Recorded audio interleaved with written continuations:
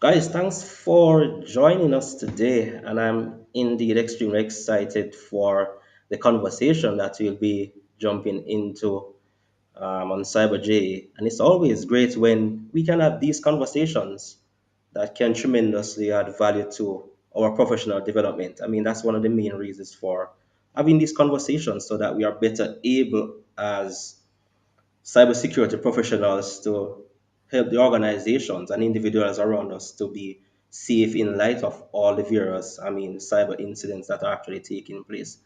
And to discuss the issue of cyber incident management, we have joining us Matt Hartley, co-founder and chief product officer at BreachRx. Matt, welcome. Thanks for joining us on Cyber JA.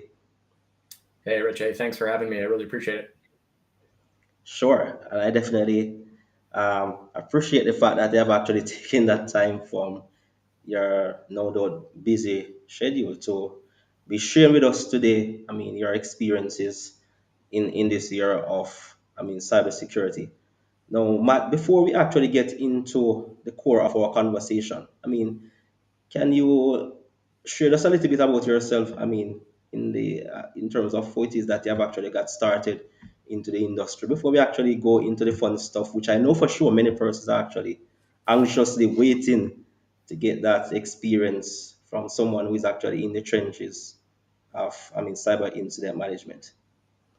Yeah, happy to. So, quick background for me, I have been in cybersecurity over 20 years.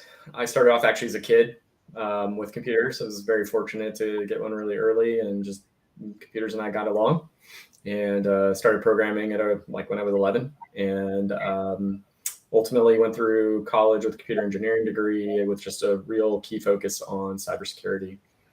From there, I went into the U.S. Air Force and worked for a while with a few different companies like Lockheed Martin, just to really help try to raise the bar for companies on the security side. And then after that, I was able to move to a startup focused on cyber threat intelligence, and I had a lot of really great roles there. It was a really great company, and Eyesight Partners, and really understood what the different attackers were doing all around the world, whether it was a nation state or a criminal hacktivist, and so on. And after that was our company was acquired by a company called FireEye, which is a pretty big cybersecurity company. And I was able to work in the managed detection and response area, the incident response area, just a lot of different parts of security. So I feel very fortunate in my career to have a really broad exposure to a lot of different things, and a lot of different focuses like product and engineering and services, really just helping companies, companies of all sizes, the smallest businesses all the way up to the biggest businesses in the world. And there's a lot of commonality there. And ultimately, just decided to start BreachRx. There was just this opening where being able to take the things that I'd learned and help companies with incident management and incident response, but also to really raise the bar. And we can talk more about it, but the bar is quite low, unfortunately, and that leaves a lot of companies really unprepared for incidents when they happen. And so that's our focus at BreachRx, really, is to help companies prepare. Great, great. I mean, that's a very amazing background in terms of the experiences there, and for sure, those experiences. I mean, being in the military, Lockheed Martin, you would have actually acquired a vast amount of exceptional, experience that many persons, including myself, thinking about Lockheed Martin. And in terms of what it is that they do, so many of us aspire to be in those environments to actually, I mean, gain some of those experiences. But not all of us will be, so maybe so fortunate per se, but at least we have persons who have actually garnered those experiences and are able to, for example, in your case today, be able to share those experiences with us, along that path, so that we today are also able to learn from you. And that is one of the good things about having these conversations when persons within the industry, and this is one of the things that I also really like about the cybersecurity community, when persons are able to share, to learn from each other, to grow and to build each other along the way. So I really look forward to the conversation and all that you have to share. Um, but very important is the fact that when I think about it, the reality today is that cyber incidents, and many organizations and companies might not take this as seriously. I mean, we're seeing what is happening within the environment, and there's so much, I mean, threat to organizations of all sizes. I mean, all industries. No industry is exempt from these cyber attacks or cyber incidents that can really jeopardize the operations of an organization. And it's almost firefighting that is actually taking place. Many companies, many organizations, they wait until something happens, then you will react to the situation. And many cases, we cannot really blame these organizations. The fact is that they really do not understand what it is that they're up against and why it is that they need to invest in these resources. And at times, these organizations might not have the capacity or the resources to actually um, help them in these initiatives. So, can you share with us in terms of when we talk about cyber incident management for companies, for organizations who do not really understand what this is all about? And then also for you to take us in that, I mean, day-to-day scenario situation of actually dealing with the impact of what is involved in cyber incident management. Yeah, for sure. So I love how you kind of talk through that. You're absolutely right. Most companies think about incident response, and the two things that they think about are, do they have an incident response plan, like a piece of paper or a book, a stack of pages that hypothetically tell them what to do? And then the other thing that they typically think about is, hopefully, they think about is like exercises, like let's practice once in a while. But unfortunately, it's really not enough. And the uh, the real focus and what we'll talk about a lot today is companies have to be proactive. The only successful incident response, the only way to manage the incidents that you have is to prepare first. If you don't prepare first, you will be unprepared. You will have the firefighting type of approach when you have an incident. It's extremely expensive. Incidents are now, and yeah, so there's a lot that companies can do. So yeah, let's talk a little bit about that real quick. The maybe a little background, like we see data breaches in the news all the time. Like every day, there's some new big data breach that's affecting people all around the world. The average cost of a data breach has reached over 4 million euros. It's about $4.35 million in the US. And it's just going up. Every year it goes up.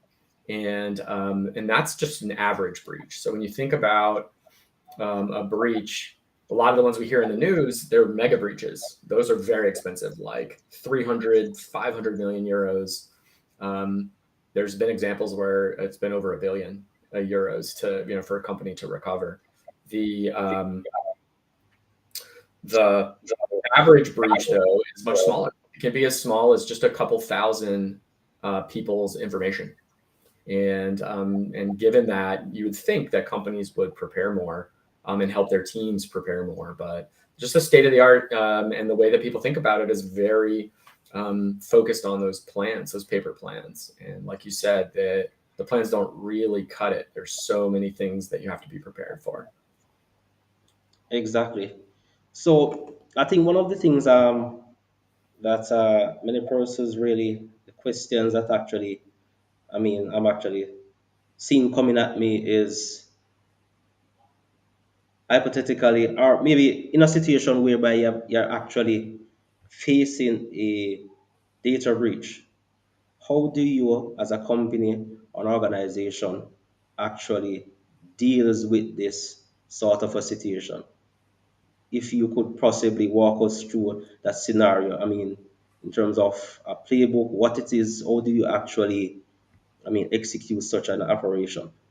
Yeah, yeah. So when an incident happens, let's start with like what happens right now. Most companies, what happens right now is the security team finds out about that something happened. Maybe there's a infected laptop. Maybe someone clicked a link, a phishing link, and so the security team will start to investigate what has happened. Maybe if it's a phishing link that got reported, maybe they're interviewing someone. If it's a ransomware outbreak, they're probably running around trying to contain the outbreak as best as possible. The and so the security team tends to kind of look at the problem with a very kind of myopic focus. They think about the security and the technology, but they don't think about necessarily the impacts to the business. And so what tends to happen from there is if the incident is big enough, then other parts of the business get involved. So if we imagine like a ransomware attack, for example, you have a lot of business processes that are now affected in that company. And now you have the legal team involved, you've got business leaders involved, and it's chaos. There's very little out there to help companies prepare for that coordination that's needed across the business. And then most of the other teams aren't really sure what to do. So the legal team, for example, is probably going to call their outside lawyers, which are very expensive. You're talking like 1,500 euros, 1,500, 1,200 US plus an hour for help. And they're running around trying to figure out what do they need to tell their customers? What do they need to tell the governments, the regulators? And meanwhile, security is still working and finding new information about that particular incident. And that because the legal team is working in a very manual way, that requires them to start over. Meanwhile, you have like communications that's trying to get involved, like the marketing communications type people, and they don't even know what to do. They don't have templates. It ends up being that crisis moment. People are worried about losing their jobs. A lot of people say, well, I'll pull out my incident response plan. So you've got your 50-page incident response plan, you pull it out, and you very quickly realize that you can't use it. It's not actually helpful because it's not detailed enough. It tells you maybe who to have involved, but beyond that, it's just not enough. And if you talk to many experts that do incident response, they'll tell you they never use them because of that. They're too strategic in nature, too high level. So that's kind of the state of the art. It's bad. There's not a lot that people are doing to really prepare their whole business for that. And unfortunately, those exercises that we talk about, that most companies are pretty good at running, you run that once a year. Maybe the security team talks about what they would do. Maybe the legal team kind of waves their hands and says like, okay, yeah, we have this, or we'll just call outside counsel. The communications people doesn't show up to the exercise. A lot of times those exercises are just not thorough enough. And so there's a lot of things that companies can do to change that whole process. And rather than kind of wait and take it on the chin, like get punched in the face by the bad guy, they can prepare so that it's not a crisis and not firefighting. It's more of a routine business process. Yeah, exactly. One of the things that's actually, when I think about incident management, can an organization go, for example, online, Google, grab an incident management template and actually apply that to the organization? Because so many times persons might say, oh, incident management, we're not going to be affected by a breach. We are not a big company or a big organization. So they might, in order not to maybe spend that amount of, money to get the expert, grab a template, list a few items. What has your experience been like in terms of dealing with organization? Is this something that you see happening, or do you see where organization actually have incident management plans in place that is actually tailored to the organization? What has your experience been like? Yeah. So I would say most companies do what you said. They go grab a template, or maybe an auditor or a consultancy will give them a templated, maybe they change out the company name and maybe like the people that it says in there, or the teams that it says in there. But that is unfortunately really the best practice. And it's not really the best practice, it's the current practice. But like you said, it doesn't really do enough. Because of all the things that I talked about, the other thing that we have to think about is there are different types of attacks. The stolen laptop that has a bunch of customer information all the way across to that ransomware incident that we talked about. You really need plans that are tailored to the different types of incidents that you can face. And it's not just security incidents, it's privacy incidents, it's data loss incidents. There's lots of other types of incidents that a lot of companies don't think about. And so yeah, I think what we're trying to do as a company at BreachRx, and what we see, the really the best practice moving toward is pre-positioning all that information that you need ahead of the incidents, capturing who needs to be involved, capturing the different obligations that you might have, whether it's the regulatory obligations, the different types of plans and playbooks for the different types of incidents. So you have a specific playbook for that stolen device that's different than the playbook for an infected laptop, that's different from a ransomware attack. And then you practice. And a lot of people still think about these exercises as, we got to go, we got to get our leadership, we got to do a ransomware exercise and really, kind of scare the management. But unfortunately, in a lot of cases, the companies aren't testing themselves first. Like the security teams aren't practicing the exercise before they go in and do it with leadership. And so that's another thing that we see changing is the idea of kind of crawl, walk, run, right? Let's do a smaller exercise that is a stolen device exercise. Then let's do maybe it's a malware outbreak in in a part of a business, and maybe you pull in some of the other parts of the business. Then do that executive exercise with all the leadership involved. So there's a lot that companies can do to prepare, and if you prepare in the ways that we're talking about and others, then when the real incident happens, you're prepared, you're ready, and you can execute more quickly. And incidents are inevitable. The best security people I know think about it that way. You just have to expect that you're going to have one. I think last year, Ponemon, they do a report every year called Cost of a Data Breach. Cost of a Data Breach report. It's a really good report. And last year, I think they said it was 80 something percent, 83%, I want to say, of companies they surveyed had at least one breach. So if you think about that, that's a lot. And then there are other reports that talk about if a company has a breach or an incident, I think it's in the 50% range, like 55% of those companies have another one within a year. So you can't just wait around. Definitely, for sure. I know that there are, if this was something that was very easy to be implemented, then many organizations for sure would have had these plans and resources in place. But obviously, there are many challenges to when you talk about incident management. Um, Based on the fact that you have actually mentioned there is no standard playbook based on what I'm getting from you when it comes down to incident management. Organization varies depend on the context, the nature, your capabilities, the resources, the type of incident that you're facing. So in light of that, persons might say, due to these challenges, that is why possibly we are unable to actually deal with incidents because it's a complicated process. So, what would you, advise to be maybe that quote unquote ideal incident management playbook within our organization? Or the best approach or strategy that you could actually employ to ensure that you have an efficient and effective incident management, cyber incident management plan or capability. Yeah, I think for me, the way I always talk about it with our customers is, to take a step back and think less as a security person about the technology, the systems, and the networks, and think more about the business. Think about the geographies that business is in, the industries that business is in, and the critical assets that the business has, the critical processes the business has. One of the best places to find those things is in a business continuity and disaster recovery plan.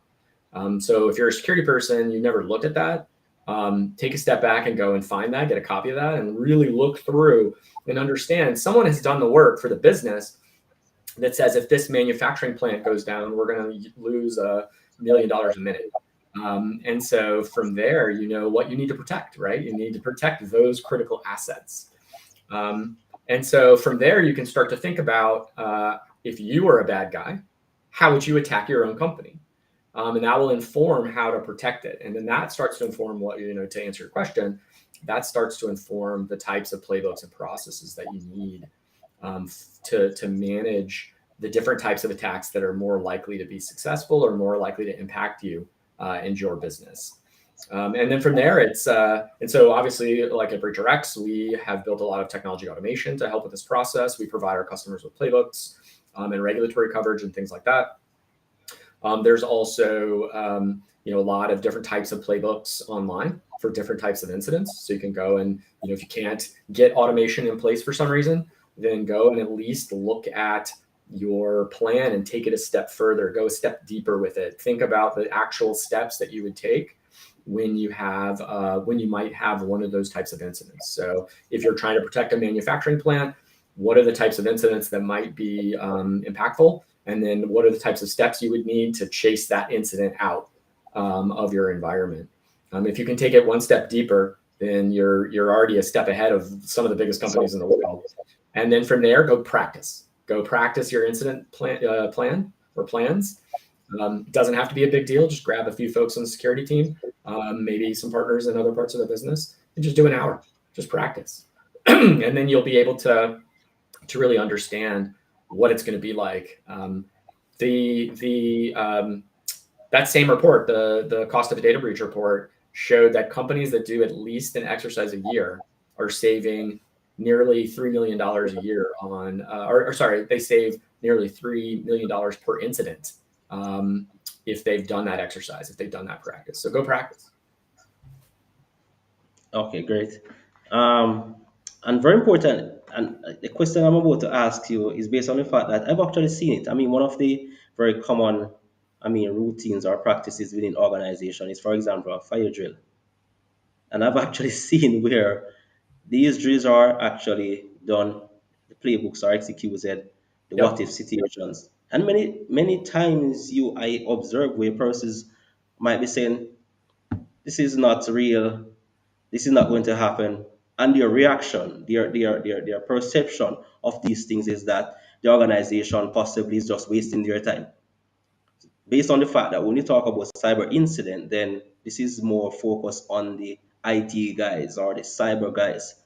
So we have what's the importance of the people, the process, and the technology working together. For as far as I'm concerned, you might have the best playbooks as it relates to cyber incident management. You have the best technologies, because there are so many good tools, so many good resources, automation, all of these things, and you have the processes. But unless you have that structure or that governance to create that culture that reinforces the importance, and for persons within that organization to see the importance or the objective or the benefit of in cyber incident management, this to me is not something that will be effective. What's your take on this? Yeah, I would say it's an area of focus from a compliance standpoint. For example, from a governance and compliance standpoint, every single compliance framework in the world that focuses on cybersecurity has incident response in it. The voluntary frameworks like CIS controls, like the NIST cybersecurity framework, ISO 27001, the ones that are audited, they all look for incident response. So, as a security professional thinking about how you're protecting your business, they're going to want you to, or the auditors or your leadership will be wanting you to cover incident response. I think if you're having trouble getting buy-in from leadership for some of these things, then you have to inform them about the impacts to the business. So don't think about it as, hey, we might get an incident, our networks might go down. Talk about it in context of business. So understand, follow breaches in the news, look for breaches of others in your industry, and inform leadership about them. For example, there was a regulator in Australia in the last few days that took away the company's ability to process personal data. So literally now that business can no longer capture people's personal information. Like they have been precluded from doing that. Like the government has told them they're not allowed. That's a huge business impact for that company. And that's the kind of stuff that'll get your leaders' attention and allow you to get that ability to focus on incident response. That's very important, and that is where the effectiveness of cyber leaders, cybersecurity leaders within the organization actually comes into play. Um, Absolutely. I'm seeing a very important question here being asked. I'm not sure, possibly you might be seeing a question as well. Someone Yeah. asking about what are the key elements of a robust cyber incident plan, which I believe is a very good question. Yeah, fantastic question. So obviously, you want to know who is involved, who is your incident response team, and it has to be more than just your security team. It's got to be elements across the business, like I've talked about, right? Find your legal team, find out who's going to be the cyber person on tap, or a privacy person on tap for the different types of incidents. Find your communications team and find out if there was a breach, who's going to be the person that calls, talks to the press, talks to customers, puts together notifications to governments, working with the legal team. So that is a key element is who's involved. And then from there, most incident response plans, like the structure, the templates, being able to show that you have coverage for different types of incidents, that you understand there's different severity levels. The templates cover some of the basics, but what you really need to do is take it a step deeper. And so while you might have that strategic incident response plan, what you really need is like almost like an addendum or a series of appendices, or maybe somewhere else outside of that plan, you start to capture what we've been talking about in terms of what are the actual steps that I'm going to take if I have a specific type of incident. So start with the incident that you think is most likely for your business. Maybe it's phishing. All right, what's the first thing that I'm going to do if someone reports a phishing incident? I'm going to call the person who had that phishing incident, and I'm going to interview them. Maybe in parallel, I want to make sure if I have security automation in place that I'm going out to maybe contain that person's host, or to start to look at the Active Directory, for example, to see if that person's information is compromised. But there's these steps that we miss in our SOAR platforms and in our SIMs and all the security technology we have. There's a people element here, a human element here. And right now, security professionals are just kind of expected to either look up a ticket that they did it last time, or just know off the top of their head what to do, right? Which is unreasonable. It's unnecessary, especially if you're worried and you're stressed out thinking this incident is a big deal. So just capture those steps. Maybe it's a quick flow chart. Maybe it's just a list of the different things that you're going to do. Do that for a few incidents. That is really, in my experience, and what we're seeing and hearing from companies that have had incidents, is that's what was missing. What was missing is, what do I do? Let me help my team pre-position that expertise, that knowledge, that step deeper than what that incident response plan template that you maybe got off the internet, or a big consultancy gave you. That's what's missing from those. That's a very important response. I mean, I was actually just reflecting on some of my experiences. I mean, not having to do with ransomware or data breaches, but actually having to critical events within the environments that actually interfered with the day-to-day operation of the organization in which I've actually worked in the past. And it's one thing to have um, those tabletop exercises, flow charts, nicely designed, written, everyone read and say, yes, checkbox, we went through this as part of our auditing. But I've actually been in situations whereby no event has actually been the same, even if what is being affected is the same problem, but this same problem actually happens in different ways, different scenarios. It can be an issue that starts from an end user. It can be an issue that starts from maybe a device on the network. So at times we have all of these things, all of these resources, but when the event actually takes place, then I think this is where many persons might find themselves in various challenges, that panic mode of not knowing what to do. So, I mean, based on your experience, what is it that persons can actually? This might be a very tough question to really to say no. In like regardless of what is happening, we need to act accordingly. I mean, what has your experience been like in that respect? Yeah, I think so. If you get plans that are, that sort of one step deeper, right, where you at least know what you're going to do. I think exercises are a great place to test your ability to use them. And like I said, don't overthink it. Grab some folks on the team and just try it. Just try, take an hour off the schedule and see what that plan looks like, see what's missing, make that plan better. Grab another part of the business. Like like I mentioned, go find that legal person who's going to work with you and grab them for one of those 1 hour exercises. And then start to construct the scenarios in a way that makes them recognize the steps that they're going to need to take. Maybe find an incident that someone else in the industry has gotten, or one of the ones I like to do is I like to do a stolen device type of incident, because it really shakes up everyone. Like, security guys aren't always involved; they're not really thinking necessarily about what happens when a device is stolen. Maybe it has a lot of customer data on it, and so have scenarios like that. Maybe have a privacy incident, so no data loss without any security impacts. Someone was able to steal someone's credentials, log in, and pull a bunch of customer data out, and that's all they did. Think about that. And then that forces the legal person to start to think about, well, these I have 1,000 contracts, and all of them have a requirement for me to notify my customers. There's 180 regulations all around the world that might require notification to governments for different types of data breaches or data loss incidents. And so that makes the legal person really think, oh man, that's a lot. And so you start to put a little stress into the exercise, which is going to motivate them to be prepared more. And so those are the types of things I like to do to really help teams think through the plan. And then, ideally you have someone who's moderating your exercise that can also maybe throw some curveballs in. Maybe, at the end of the exercise, you highlight that the entire incident response process, like you were on a Zoom, say, or Google Meet or something, and that was like, say at the end, like, oh, by the way, the bad guy's been here the whole time, listening. Like, how would that impact the incident response process, right?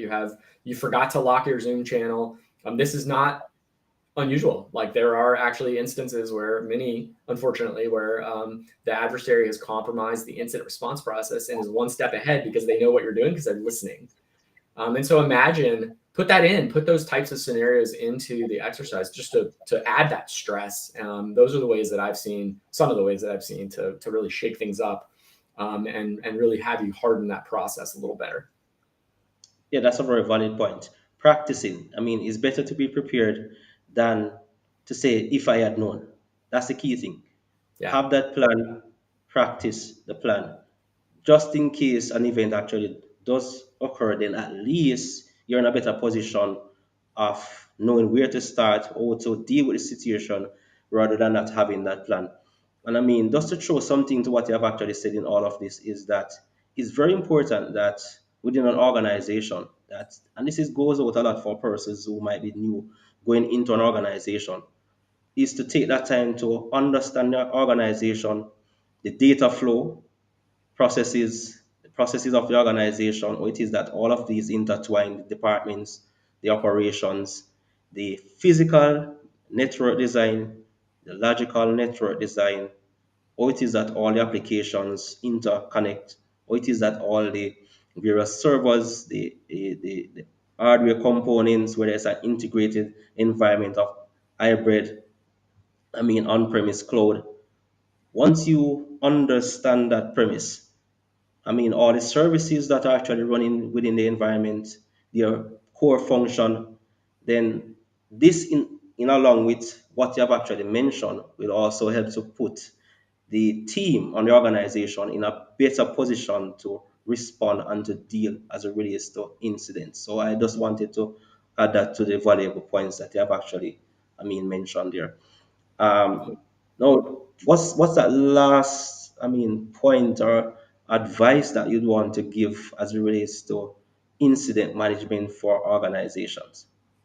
Yeah, like I said at the beginning, I think it's all about being proactive, like we've talked about. I think another thing that is something that you can say to your teammates and your leadership is think about your favorite sport: football, hockey, cricket, whatever.